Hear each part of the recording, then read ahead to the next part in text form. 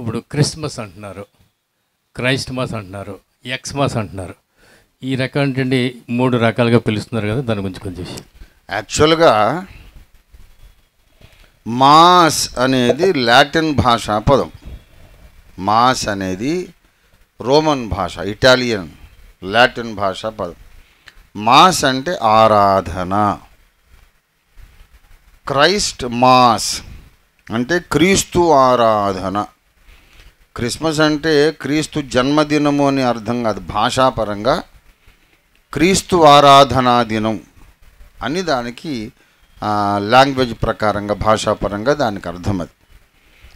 So Christmas అనేది CHRIST.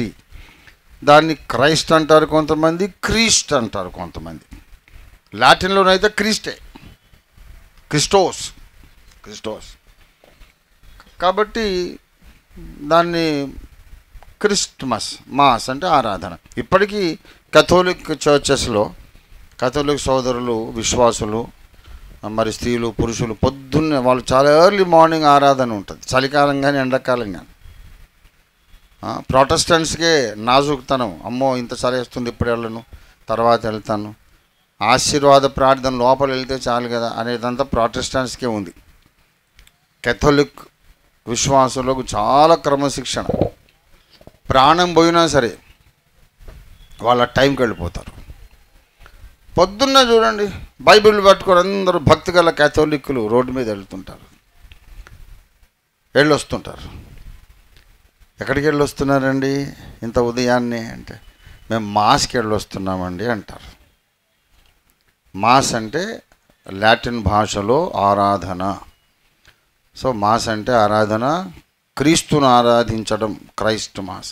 ఇక X అనేది అది వ్యావహారికంగా, కొలోక్యల్గా వచ్చినటువంటి ఒక, ఇప్పుడు పెట్ నేమ్ పెట్టుకుంటాం.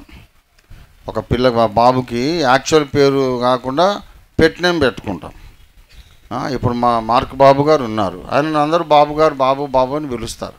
పెట్ నేమ్ ఎందుకంటే వాళ్ళ ఇంట్లో ఆయన చాలా ముద్దుల కొడుకు ఆయన. కాబట్టి అసలు పేరు ఏంటంటే మాత్రం రోమాల మార్క్ బాబు గారు ఆయన. అలా నా పేరు మా ఇంట్లో నేను లేక పుట్టిన ఏకైక కొడుకుని కనుక నన్ను బాబు గారనే, బాబు అనే పిలుస్తారు. అది చాలామందికి తెలియదు. మా అక్కయ్యది ఇప్పటికే బాబు అనే పిలుస్తారు నాకు ఇన్నేళ్ళు వచ్చిన. కనుక ముద్దు పేరు ఉంటుంది, పెట్ నేమ్ ఉంటుంది. అలాగా వ్యావహారికంగా వచ్చింది ఏంటంటే ఆ క్రిస్మస్ అని కానీ క్రైస్ట్మస్ అని కానీ బద్దకించి రాసేటప్పుడు అన్ని అక్షరాలు ఎవరు రాస్తాడు అని చెప్పి ఎక్స్ రాసేస్తున్నారు అన్నమాట.